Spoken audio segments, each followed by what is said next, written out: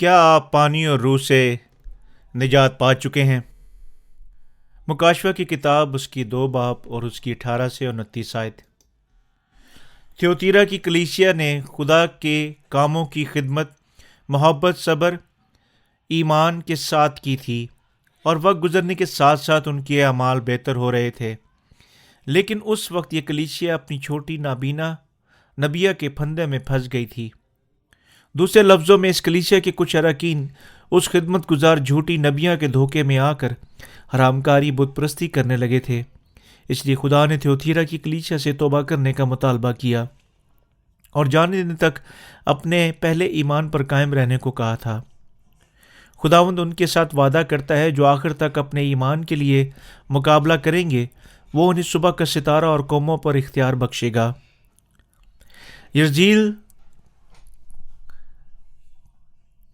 یرزیل کا بال۔ یرزیل غیر قوموں کی ملکہ تھی جب وہ اخیب کی بیوی بنی۔ جب دیوتاؤں کے خدا بال کو اسرائیل میں لے کر آئی تھی۔ پہلا سلاطین اس کا 16 باب اس کی 31 آیت۔ بال سورج کے دیوتاؤں کا خدا تھا، مسکینوں کا دیوتا تھا جسے لوگ خوشحالی کے لیے پوجتے تھے۔ اس دیوتا کا رتبہ پوجا اور اس کے پیروکاروں میں خاندانی اور زمین کی خوشحالی کے لیے جانی پہچانی جاتی تھی۔ اس طرح یہ بالکل ویسے ہی تھا جیسے تمام بت پرستی کی طرح جو زمین اور قدرتی چیزوں کی پوری دنیا میں کی جاتی ہے۔ مثال کے طور پر کسی بھی بڑی چٹان پر دیوتا کی خصوصیات ماننا یا پوجنا قدرتی عناصر کو پوجنے کی تمام روایات ہیں۔ ایسی مذہبی رسومات اور ایمان ہمیں ان کے درمیان ملتا ہے جن کا عقیدہ کائنات کو ایک خدا سمجھ کر پرستش کرتے ہیں۔ یہ بت پرستی کا مذہب یزیل کی متعارف کروانے کے ساتھ بال کو اسرائیل کے لوگوں کے لیے بت پرستی کا سب سے عظیم خدا بنایا گیا تھا۔ اخیب بادشاہ جو صرف سچے یہودا خدا کی پرستش کرتا ہے، لیکن اس وقت وہ بھی بال کی پرستش کرنے لگا کیونکہ اس نے اس غیر یہودی عورت سے شادی کر لی تھی، جس کی وجہ سے بہت سے اسرائیلی کے نقش قدم پر چلنے لگے تھے اور اپنے سچے خدا کو چھوڑ کر اس کے برعکس اپنے بال کی پرستش میں بت پرستی کرنے لگے۔ بس اس طرح سے انہوں نے خدا کے غضب کو اپنے اوپر آنے کی دعوت دے دی تھی۔ اس لیے خدا تھیوتیرا کی کلیسیا کے خادم کو جھڑکتا ہے کہ انہوں نے اپنی کلیسیا میں جھوٹی نبیہ یرزیل کو اور اس کے پیروکاروں کو آنے دیا۔ خدا انہیں خبردار کرتا ہے کہ توبہ کریں۔ اگر وہ نافرمانی کریں گے تو وہ ان پر عظیم دکھوں کو اور تباہی کو نازل کرے گا۔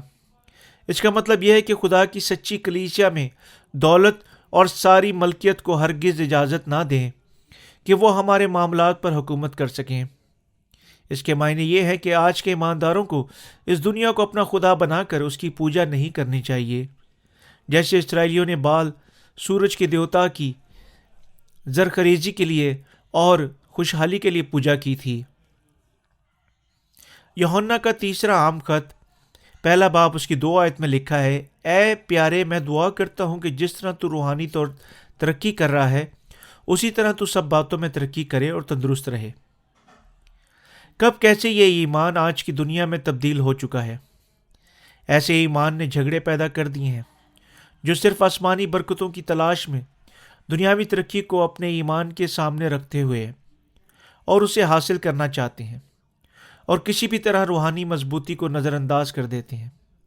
بہت سے یسوع پر ایمان رکھتے ہیں لیکن روحیں پاکیزگی سے آراستہ نہیں ہیں، بلکہ صرف جسمانی خواہش سے آراستہ ہیں۔ اب ہمارے ارد گرد بہت ساری زہر کی طرح زہریلی مذہبی رسومات ہیں جو اس دنیا میں اپنے پیروکاروں کو پرستش کے بدلہ میں دولت اور صحت دلانے کا دعویٰ کرتی ہیں۔ یرزیل بال کی پرستش بھی اسی طرح کرتی تھی۔ لوگ ایسی رسومات کی پیروی کر کے محض اپنے جسمانی افزائش اور ترقی کو حاصل کرنا چاہتے ہیں۔ آج نئے سرے سے پیدا ہوئی کلیسیوں میں کچھ یرزیل کے ایمان کی گزرگاہ کی جگہ بن گئی تھیں تاکہ اپنی جماعت کو بڑھا سکیں، لیکن اس سوچ سے ہم خدا کے گھر میں बुत नस्ब कर देते हैं। यर्जील देवताओं के खुदा बाल को न सिर्फ इसराइल में लेकर आई बल्कि हत्ता के यहोवा की हैकल में भी नस्ब कर दिया था। इस किस्म का ईमान सिर्फ दुनियावी और जिस्मानी तरक्की की तरफ रग़बत कर देता है, लेकिन इस दौरान यीशु मसीह में गुनाहों की माफ़ी के ईमान से गाफिल होकर खुदा की आंखों के सामने गलत ईमान के साथ बुतों की प्रस्तिश करते हैं। आज दुनिया भर की कलीसियाएं यूहन्ना की इंजील 1:29 से मुनादी करते हैं, जो बयान करती है कि तुम्हारे सब गुनाह ख़त्म हो चुके हैं। यीशु मसीह ने उनको सलीब पर उठा लिया। यीशु के बपतिस्मा की तरफ रजू महज मावन जान कर लाते हैं और दावा करती हैं कि सिर्फ किसी भी तरह से यीशु पर ईमान लाने से निजात मिल जाती है, अगर चाहे उसके बपतिस्मा पर ईमान रखें या ना रखें। बल्कि वो बपतिस्मा जो यीशु मसीह ने यूहन्ना से लिया, वो बपतिस्मा है जिसकी वसीला से उसने दुनिया के तमाम गुनाहों को अपने ऊपर उठा लिया था।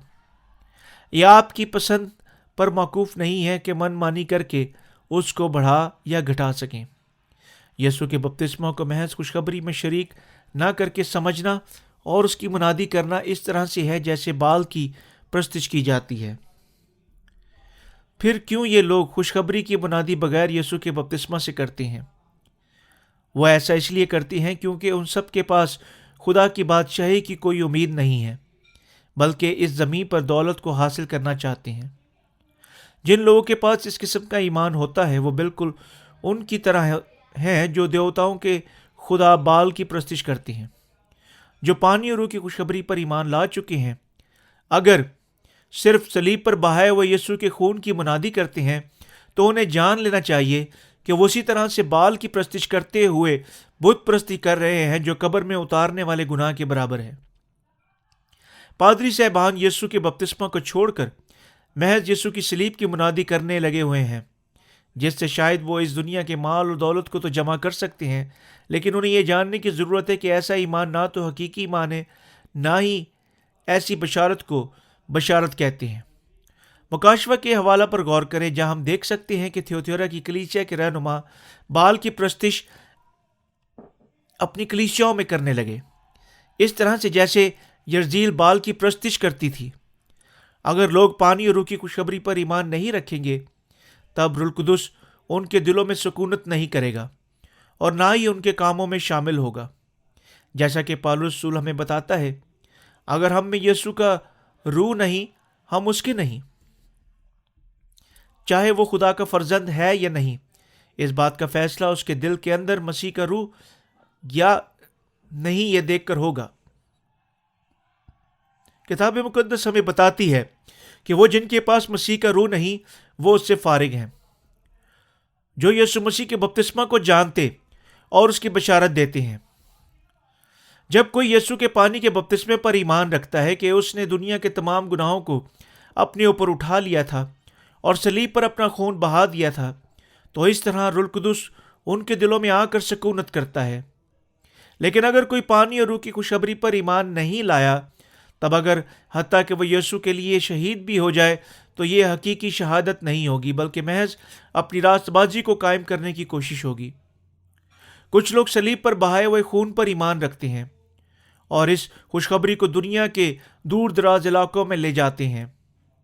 अपनी सारी ज़िंदगी इन बशारती कामों के लिए वक्फ कर देते हैं और यहाँ तक कि मौका आए तो अपने ईमान के लिए शहीद भी हो जाते हैं। मसीह की मोहब्बत से मुतहरिक होकर ये लोग शहीद हो जाते हैं, अगरचा महज यीशु मसीह की सलीबी खून पर ईमान रखते हैं। लेकिन मत्ती की इंजील 3 बाब उसकी 23 आयत हमें बताती है कि क्या खूब होगा कि अगर खुदावंद खुद ही उनकी कुर्बानियों और कामों को रद्द कर दे, तो चाहे कितनी भी रजामंदी और वफादारी के साथ इंजील की मुनादी हो। जैसे मिसाल के तौर पर मोरमन के मिशनरीज ऐसा ही करते हैं, क्योंकि वो पानी रूह की खुशखबरी की बिशारत नहीं देते, इसलिए उनका ईमान और तमाम जद्दोजहद बेकार हो जाएंगी। खुदा थियोतिरा की कलीसिया को झिड़कता है, क्योंकि उसने यर्जील के ईमान को कलीसिया के अंदर फलने फूलने की इजाज़त दी और उनकी करते रहे। आज की दुनिया के बेशतर मजहबी रहनुमा बिल्कुल इसी तरह के हैं, जो ज़िंदगियों को धोखा देने की तलाश अफजाइश को बर्दाश्त करते रहती हैं। مسیح کی پیدائش اور اس کا بپتسمہ اور اس کی صلیبی موت، اس کا جی اٹھنا اور اس کا آسمان پر چڑھ جانا، ان تمام باتوں میں خدا کی حقیقی کلیسیا کے پاس درست ایمان ہونا چاہیے اور درست خوشخبری کی بشارت دینی چاہیے، ورنہ ان کا ایمان کسی کام کے لائق نہیں ہوگا۔ حالانکہ جھوٹے نبی دعویٰ کرتے ہیں کہ وہ نجات پا چکے ہیں، یہ ان کے لیے کافی ہے کہ صرف مسیح کی صلیب پر بہائے ہوئے خون پر بغیر بپتسمے کی اہمیت سمجھے ایمان رکھیں، کیونکہ انہوں نے تو پانی کی سچائی کو باہر نکال دیا ہے۔ مسیحیت میں جھگڑے پیدا ہو چکے ہیں اور اسی طرح سے دنیا کے بہت سے مذاہب میں سے ایک ہو کر رہ گیا ہے، اور یہ وہی مسیحیت ہے جو مزید دنیا کے تمام گناہوں کو نجات یافتہ نہیں بنا سکتی ہے۔ مسیح کے بپتسمہ اور صلیب پر اس کے خون کے بغیر مسیحیت محض ایک مذہب کی شکل اختیار کر گیا ہے۔ یہ دنیا کے اچھے اخلاقیات پر زور دیتے ہیں۔ یورپ اور امریکہ میں جہاں زیادہ آبادی مسیحی لوگوں کی ہے، اب وہاں مشرقی مذہب کا کافی مشہور ہو رہے ہیں، کیونکہ ایسی مذہبی مسیحیت گناہوں کی معافی اور خدا پر سچا ایمان نہیں دے سکی ہے، اور اسی لیے بہت سارے لوگ مشرقی مذاہب کی صوفیانہ فطرت کی طرف کھینچ لیا ہے، اور وہ سوچتے ہیں کہ وہ مغربی مذہب سے زیادہ بہتر نعم البدل پیش کر رہے ہیں۔ لیکن مسیحیت نہ تو کوئی مغربی مذہب ہے، نہ تو مشرقی۔ اب وقت ہے کہ ہم پانی روح کی خوشخبری پر اور مسیحیت کی حالت پر دوبارہ نظر ثانی کریں۔ ہمیں پوچھنے کی اور فکر مند ہونے کی ضرورت ہے، کیونکہ موجودہ دور کی مسیحیت کی سچائی میں بگاڑ پیدا ہو چکا ہے، اور کیوں آج کی مسیحیت لوگوں کے وہم اور ذمات کا باعث بنی گئی ہے۔ ان باتوں کا جواب ہمیں پانی روح کی خوشخبری میں ملے گا۔ یسوع پر ایمان بغیر پانی روح کی خوشخبری کے ایمان رکھنا اسی طرح سے ہے جیسے خدا کی آنکھوں کے سامنے بال کی پرستش کرنا ہے۔ خدا کون سی سب سے بڑی برائی سے وہ پانی روح کی خوشخبری کا انکار کرنا ہے، جو حقیقی نجات کی سچائی ہے۔ آج کی نجات کے سامنے مسیحیت نہ صرف پانی روح کی خوشخبری سے غافل ہے، بلکہ دنیا کی خوبصورتی کو چاہتی ہے۔ ایشیا کی 7 کلیسیاؤں نے یسوع کے بپتسمہ اور اس کے صلیبی خون پر ایمان رکھنے سے خداوند کی خدمت کی تھی، لیکن کتاب مقدس ظاہر کرتی ہے کہ وہ بھی دنیا کے شکار ہو گئے، جنہوں نے پانی روح کی خوشخبری کو اپنے درمیان سے باہر دھکیل دیا تھا، اور اس کی جگہ دنیا نے لے لی تھی تاکہ زیادہ لوگوں کی روحوں پر قابض ہو سکے۔ سے زیادہ کیا ہوگا اگر کلیسیا پانی روح کی خوشخبری کے بغیر نئے سر سے پیدا ہو، اور یہ خوشخبری نجات کی سچائی ہے، یہ بشارت نہ دے اور برعکس محض صلیبی خون کا پرچار کرتی رہے۔ میں نے یہ سوال اس لیے اٹھایا کیونکہ حتیٰ کہ خدا کی کلیسیا اگر دنیا کو حاصل کرنے کی کوشش میں ہے تو بہت جلد دنیا اس میں بگاڑ پیدا کر دے گی، اور کچھ ہی عرصہ بعد یہ دعویٰ کرنا شروع کر دے گی کہ یسوع کے بپتسمہ کے بغیر نجات ہو سکتی ہے۔ اس لیے میں اس خدا کے کلام کے ذریعے سے خاص نقطہ کو بار بار دہرا رہا ہوں اور معائنہ کر رہا ہوں۔ یسوع کے بپتسمے کے ساتھ یا بغیر بپتسمہ کی خوشخبری میں کیا فرق ہے؟ میں نے اور آپ نے تمام گناہوں کی معافی کو پانی روح کی خوشخبری پر ایمان لا کر حاصل کیا۔ یہ پانی روح کی خوشخبری ہمارے خداوند کی سچائی اور یہ ہمارے نجات یسوع کے بپتسمہ اور اس کے صلیبی خون اور روح القدس پر مبنی ہے۔ پہلا یوحنا کا خط 5 باب اس کی 5 سے 7 آیت اور پہلا پطرس کا خط اس کا 3 باب 21 ہمیں بتاتی ہے پانی کا بپتسمہ جو کہ ہماری نجات کا نشان ہے، اور اسی طرح کے نجات کے الفاظ متی کی انجیل 3 باب اس کی 15 آیت میں بھی لکھے ہیں، جہاں یسوع تمام نسل انسانی کے گناہوں کو اپنے اوپر اٹھا کر لے گیا۔ جب یسوع کا بپتسمہ لینا ضروری ہے تو کیسے ممکن ہے کہ ہم یسوع کے بپتسمہ کی خوشخبری کو نظر انداز کرتے ہوئے محض اس کی صلیبی خون کی منادی کریں تاہم مکمل اور کامل نجات پا سکیں؟ وہ جو اپنے گناہوں سے چھٹکارا پا چکے ہیں، انہیں خداوند کے کلام پر ایمان لانا اور اپنی نجات کے لیے ایک واضح لائن بنا لینی چاہیے، اور ہمیں ان باتوں کو بار بار دہرا کر اس کی جگالی کرنی چاہیے تاکہ یہ لائن روز بروز مزید واضح ہوتی چلی جائے۔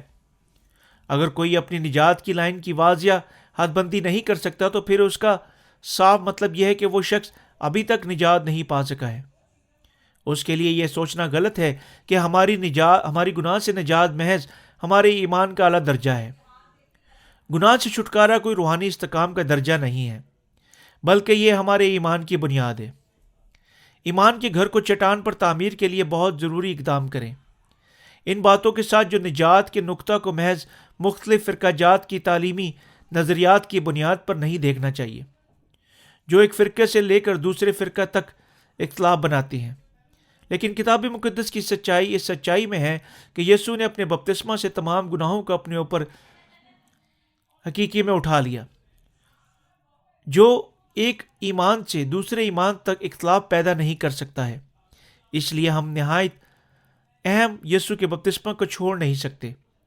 جب ہم پانی روح کی خوشخبری کی بشارت دیتے ہیں، ہم یسوع مسیح کے بپتسمہ کو کسی صورت بھی نہیں چھوڑ سکتے ہیں، اور صرف یسوع کی بشارت خداوند کا برہ جو دنیا کا گناہ اٹھا لیا جاتا ہے کہہ کر سکتے ہیں، یا لوگوں میں یہ بشارت دیتے ہیں کہ آپ صرف صلیب کے بہائے ہوئے خون سے نجات پا سکتے ہیں۔ ہمیں اپنے گناہوں کی معافی کو حاصل کرنے کے لیے ضروری ہے کہ یسوع مسیح کے بپتسمہ اور صلیب پر بہائے ہوئے خون دونوں پر ایمان لائیں۔ کوئی کس طرح سے بغیر بپتسمہ پر ایمان لائے محض صلیبی خون پر ایمان رکھنے سے اپنے تمام گناہوں کو دور کر سکتا ہے؟ جب لوگ محض صلیبی خون پر ایمان رکھتے ہیں تو کیا اپنے ضمیر کے گناہوں کو دور کر لیتے ہیں؟ یقیناً ہرگز نہیں۔ کتاب مقدس کے ذریعے خدا کی راست بازی کی گواہی یسوع کے ذریعے ملتی ہے کہ وہ ہمارے گناہوں کو سزا کو اٹھا کر لے گیا ہے۔ یہ سچا ایمان ہمیں صرف مسیح کے عہد نامے کی سچی تعلیم سے حاصل کرنے کی ضرورت ہے۔ میرا اس سچی تعلیم سے کیا مطلب ہے؟ میرا مطلب ہے کہ ہمیں واضح طور پر جاننے کی ضرورت ہے کہ کس کو ہمارے گناہ کی جگہ خدا نے سزا دی تھی۔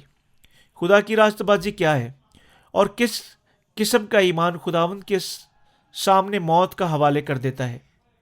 صرف ان باتوں کو جاننے سے ہم سچے ایمان کے حقیقی علم کے چشمے سے حاصل کر سکتے ہیں۔ اگر بشارت کے دوران ہم یسوع کے بپتسمہ کو یا صلیبی خون کو چھوڑ دیں گے تو اس طرح سے ہماری منادی پانی روح کی خوشخبری کی نہیں کہلائے گی۔ اگر ہم خداوند کی سچائی کو اپنی ذاتی انسانی طور پر سے پیش کرتے ہیں تاکہ سب محض یسوع پر ایمان رکھنے سے بے عیب بن جائیں گے، لیکن اس طرح سے وہ جان لیں گے کہ ایسی بشارت سے سب کے سب گناہ گار ہی رہیں گے۔ جب ہم رسولوں کے ایمان پر غور کرتے ہیں تو ہمیں نظر آتا ہے کہ انہوں نے محض صلیب کے خون کی بشارت نہیں دی تھی، وہ سب یسوع کے بپتسمہ اور صلیبی خون دونوں کے نجات کے کام جان کر ایمان رکھتے تھے۔ یہ بحث کرنا کہ یسوع نے صلیب پر تمام گناہوں کو اٹھا لیا مگر یہ ایمان رکھے کہ اس نے پہلے ہی اپنے بپتسمہ سے اٹھایا، یہ نہ صرف انسانی وجوہات کی سمجھ سے باہر ہے بلکہ یہ پانی روح کی خوشخبری کی سچائیوں پر بھی پوری نہیں اترتی ہے۔ وہ جو اس خوشخبری پر ایمان رکھتے ہیں اپنے گناہوں سے نجات نہیں پا سکتے۔ انجیل کے مبشر کے کام۔ کتاب مقدس کے کہنے کے مطابق جو پانی روح کی خوشخبری کی بشارت دیتے ہیں وہ روحانی رشتوں کو قائم کرنے والے ہوتے ہیں۔ ان روحانی رشتوں کو قائم کرنے والوں کو چاہیے کہ دلہا اور اس کی دلہن دونوں کو ملانے کا باعث بنے۔ سب سے پہلے انہیں یہ کام کرنا چاہیے کہ گناہ گاروں کو بشارت دیں جو کچھ خداوند نے ان کے لیے کیا ہے۔ انہیں یہ تعلیم دینے کی ضرورت ہے کہ یسوع نے تمام گناہوں کو اپنے اوپر اٹھا لیا ہے اور ان تمام گناہوں کی سزا اس نے صلیب پر سہی ہے۔ ان کی آپس میں دوستی بنانے کی ضرورت ہے۔ آیا اس کی دلہن ان باتوں پر ایمان رکھتی ہے یا نہیں؟ اور جب دلہن اس حقائق پر ایمان لے آتی ہے تب رشتہ کرنے والوں کا کردار پوری طرح سے مکمل ہو جاتا ہے۔ اسے مکمل کرنے کے لیے یہ بہت ضروری ہے کہ رشتہ کرنے والے دلہن کو بتائیں کہ اس کا دلہا کون ہے اور ان کے لیے اس نے کیا کچھ کر رکھا ہے۔ پس جب دلہن ان تمام باتوں کو قبول کر لیتی ہے جو کچھ دولہے نے ان کے لیے کر رکھا ہے تب جا کر یہ مسیح کی دلہن کہلاتی ہے۔ وہ لوگ جو مسیح کی دلہن نہیں بنتے ہیں انہیں جان لینا چاہیے کہ وہ دولہے نے ان کو پانی روح کی خوشخبری کے وسیلہ سے قیمت چکا کر خرید لیا ہے۔ اس طرح سے دلہن کو اسے سمجھنے میں آسانی ہوگی۔ جب دلہن کا دل سمجھ جائے گا کہ کیا کچھ دولہے نے اس کے لیے کیا ہے تب رشتہ کرنے والوں کو چاہیے کہ اس حقیقت کے بارے میں تعلیم دے کہ دولہے نے پانی روح کی اور پانی اور خون کے وسیلہ سے تمام گناہوں کو اٹھا کر لے گیا ہے۔ انہیں جان لینا چاہیے کہ وہ دولہے نے انہیں اپنا بنانے کے لیے ان کے تمام گناہوں کو اپنے پانی اور خون سے دھو دیا ہے، اور اس طرح کیا ہے جیسے برف کی مانند سفید۔ وہ بطور اپنی دلہن کو قبول کیا ہے۔ صرف تب ہی دلہن دولہے کو اور عزت دے سکتی ہے۔ جو لوگ اپنے تمام گناہوں کی معافی کو حاصل کر چکے ہیں وہ راست باز ہیں، اور راست باز بے گناہ ہوتا ہے، اور بے گناہ ہی یسوع مسیح کی دلہن بن سکتی ہے۔ جب دلہن میں ایسا ایمان ہو جاتا ہے تب اس کی شادی دولہے کے ساتھ ہو جاتی ہے، اور دولہا اپنی باہوں میں لے کر قبول کر لیتا ہے۔ صرف اس طرح سے روحانی رشتہ کرنے والے دلہن کو کلام کی سچائی کے ساتھ تیار کریں، تب سے وہ اپنی ازدواجی زندگی کو کامیابی کے ساتھ گزار سکتی ہیں۔ کامیاب ہونے کے لیے روحانی نجات کا رشتہ کرنے والوں کو پہلے ہی جان لینا چاہیے کہ دولہے کو کس طرح کی دلہن چاہیے۔ یسوع ہمارا دولہا ہے، جس میں گناہ نہیں، وہ پاک ہے۔ اس لیے یسوع بے گناہ اور بے الزام دلہن کو چاہتا ہے، اور یہی وجہ ہے کہ رشتہ کرنے والوں کو دولہے کے کاموں کو استعمال کرتے ہوئے دلہن کو پاک اور اس کے بناؤ سے گار کرنا چاہیے۔ دلہن کی زینت کا مطلب یہ ہے کہ پانی روح کی خوشخبری جو دولہے نے پوری کی ہے اس سے اپنے تمام گناہوں سے مکمل طور پر پاک صاف ہو، تب ہی اس کو دولہے کے پاس لے جایا جائے گا۔ اگر آدھے گناہوں کی پاکیزگی سے اس کے پاس جائے گی تو دولہا اسے قبول نہیں کرے گا۔ اس لیے وہ مکمل بے گناہ دلہن کو چاہتا ہے۔ خدا کے خادم جو روحانی نجات کا رشتہ کرانے والوں کا کردار ادا کرتے ہیں، اس لیے خدا کے خادم روحانی نجات سے دلہن کو آراستہ کریں۔ اس وقت کے دوران ہمیں یہ بھی جان لینا چاہیے کہ آج کی مسیحیت میں بہت سارے نفسانی رشتے کرنے آنے والے لوگ بن گئے ہیں جو ہماری کمزوریوں سے فائدہ اٹھا کر ہر جگہ سے زبردستی مادی چیزوں کو حاصل کرنا چاہتے ہیں۔ ان نفسانی رشتہ کرانے والوں کو یسوع مسیح اور دلہن دونوں کی طرف سے انکار ملتا ہے اور مار پڑتی ہے۔ ہمیں نفسانی رشتہ بنانے والے نہیں چاہیے۔ ابلیس کی گہرائیوں کو سمجھیں۔ حتیٰ کہ خدا کے خادموں اور بہت سے لوگوں کو ابلیس کی مکاریوں کی گہرائی کا اندازہ نہیں ہے۔ دوسرے لفظوں میں بہت سارے لوگ جو نہیں جانتے ہیں کہ کس قدر ابلیس جدوجہد میں رہتا ہے کہ ہمیں ٹھوکر دلائے۔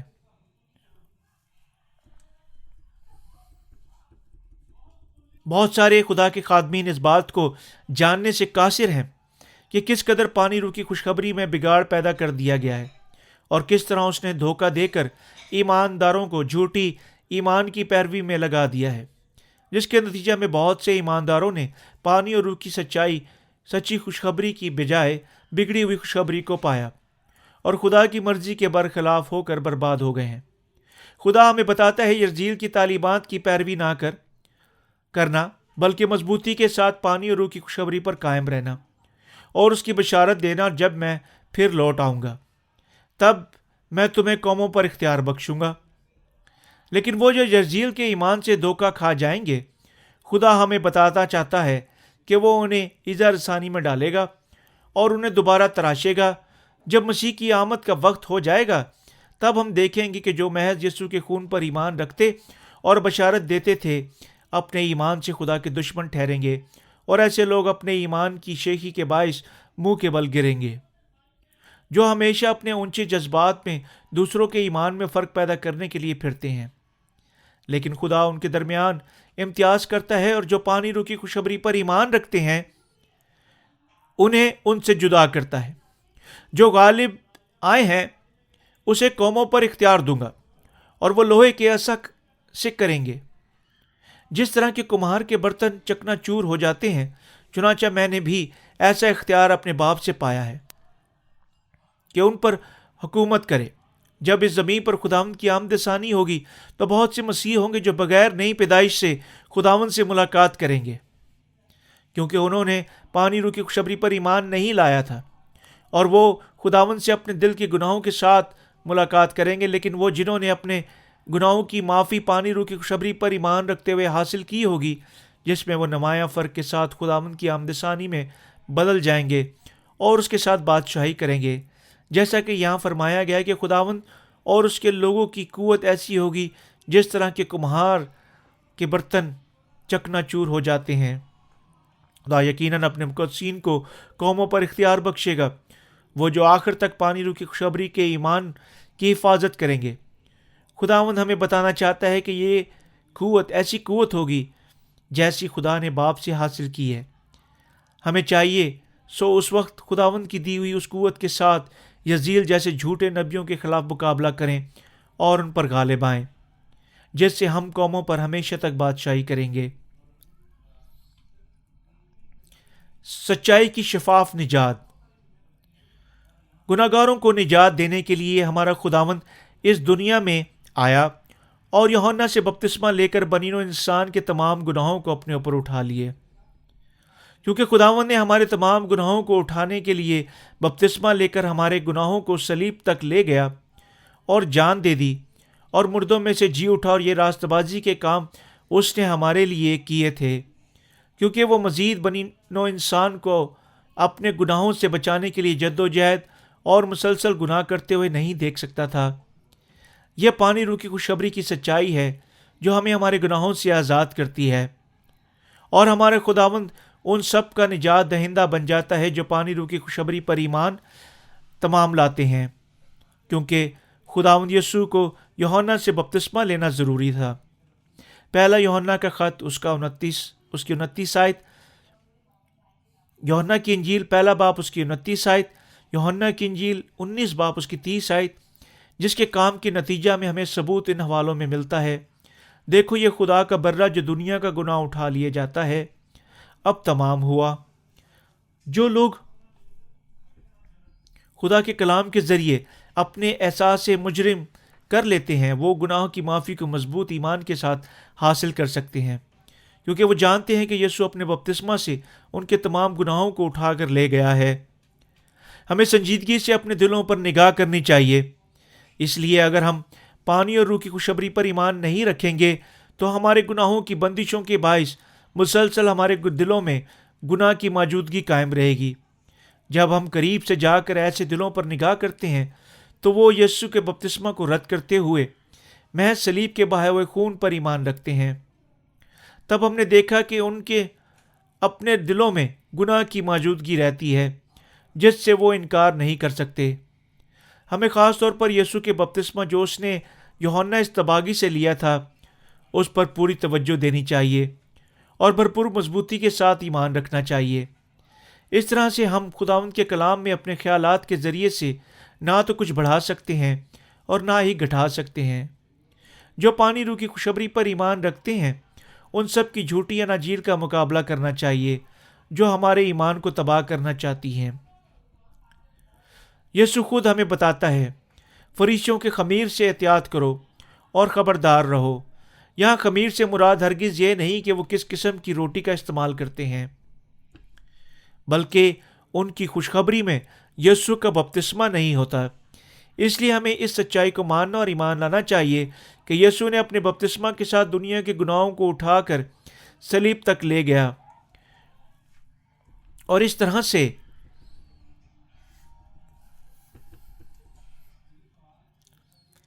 صلیب پر جان دی اور مردوں میں سے جی اٹھنے کے بعد ہمارا سچا نجات دہندہ بن گیا۔ یسوع نے اپنے کردار کو یوحنا سے بپتسمہ لے کر دنیا کے تمام گناہوں کو اٹھا لیا اور صلیب پر خون بہا کر سب کو مٹا ڈالا ہے۔ لیکن لوگوں کی زندگیاں چونکہ وہ بپتسمہ پر ایمان نہیں لاتے ہیں جسے یسوع نے یوحنا سے حاصل کیا تھا، وہ محض گناہ میں مسلسل قائم رہتے ہیں، بغیر اس سچائی پر ایمان لائے کہ یسوع نے یوحنا سے بپتسمہ لے کر اس نے دنیا کے تمام گناہوں کو اپنے اوپر اٹھا لیا تھا۔ اپنے گناہوں سے بنیادی طور پر چھٹکارا نہیں پا سکتے ہیں۔ پانی اور روح کی خوشخبری وہ قوت والی خوشخبری ہے جو ہمیں تمام گناہوں سے پاک کرتی ہے اور ہمیں ایسا بناتی ہے جیسے برف کی مانند سفید ہو۔ اس وقت جب ہم یسوع کے بپتسمہ اور اس کے صلیبی خون کو ایک جان کر ایمان لاتے ہیں، آئیے ہم ان میں سے جو غالب آئے ہیں۔ اس بنیادی حوالہ سے ہم دیکھ سکتے ہیں کہ خدا کا کلام تھیوتیرا کی کلیسیا سے فرماتا ہے، خدا نے تھیوتیرا کی کلیسیا کے خادم سے وعدہ کیا کہ وہ انہیں قوموں پر اختیار بخشے گا۔ ہر نئی پیدائش کے بعد مقدسوں کی زندگی روحانی میدان جنگ میں روحانی جنگ کے ساتھ منسلک رہتی ہے۔ ہمیں چاہیے کہ وہ اس روحانی میدان جنگ میں اپنے پانی روح کی خوشخبری کے ایمان کے ساتھ فتح ہمیشہ پاتے رہیں اور اس روح کی خوشخبری پر ایمان لانا چاہیے۔ اس لیے جو پانی روح کی خوشخبری پر ایمان رکھتا ہے اور اس کی روح کو ابلیس کوششوں کے ساتھ غالب آنا چاہیے۔ ہم میں سے کچھ ابلیس کا مقابلہ کرتے ہیں اور جھوٹی خوشخبری پر غالب آئیں گے، جس کے خلاف، اور اس آخری دن تک جب وہ خدا کے سامنے ہوں گے، اس وقت غالب آنے والوں کا ایسا ایمان ہوگا کہ ہمارے خداوند نے اس دنیا کے تمام گناہوں کو اپنے بپتسمہ سے اٹھا کر لے گیا ہے اور صلیب پر جان دے دی اور مردوں میں سے جی اٹھا۔ اس سے کوئی تعلق نہیں کہ دوسرے اس کے بارے میں کیا کہتے ہیں، وہ اپنے ایمان سے لرزش نہیں کھائیں گے، یہ جانتے ہوئے کہ دریا یردن میں ان کے تمام گناہوں کو دھو دیا گیا ہے اور ان کے تمام گناہوں کو یسوع نے اپنے بپتسمہ کے ذریعے اپنے اوپر اٹھا لیا تھا جو یوحنا نے اسے دیا۔ خداوند ہمیں حکم دیتا ہے کہ ابلیس کا مقابلہ کریں اور اس پر غالب آئیں۔ ہمارا جسم بعض اوقات سخت محنت کے باعث تھک جاتا ہے، لیکن ہمارا ایمان جو پانی روح کی خوشخبری پر ہے کبھی بھی اپنی جنگ کی جھوٹی خوشخبری کے مقابلے میں ہار نہیں سکتے۔ خداوند ہمیں بتاتا ہے کہ تنگ دروازہ سے داخل ہو، کیونکہ وہ دروازہ جو چوڑا ہے اور وہ راستہ جو کشادہ ہے ہلاکت کو پہنچتا ہے، اور اس سے داخل ہونے والے بہت ہیں، کیونکہ وہ دروازہ تنگ اور وہ راستہ سکھڑا ہے جو زندگی کو پہنچتا ہے، اور اس کے پانے والے تھوڑے ہیں۔ متی کی انجیل 7 باب اس کی 13 سے 14 آیت۔ پرانے عہد نامہ میں ایلیا نبی نے 850 سے بھی زائد بال کے پجاریوں کا مقابلہ کیا اور ان پر غالب آیا تھا۔ پالوس رسول بھی کہتا ہے کہ کوئی دوسری خوشخبری نہیں بلکہ وہ جس کی اس نے بشارت دی۔ گلتیوں کا خط اس کا 1 باب اس کی 7 آیت۔ مگر وہ دوسری نہیں، البتہ بعض ایسے ہیں جو تمہیں گھبرا دیتے ہیں اور مسیح کی خوشخبری کو بگاڑنا چاہتے ہیں۔